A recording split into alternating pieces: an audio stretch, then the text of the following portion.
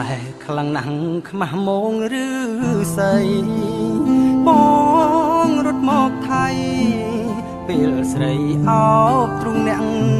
ផ្សេងធ្លាប់ឮចំរៀង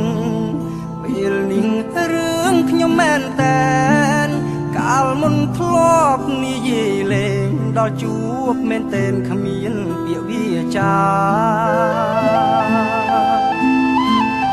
បងជាអ្នកក្រកាលិបមិនដល់ស្រូវមិនបានផលនេះងល់ផ្លាំង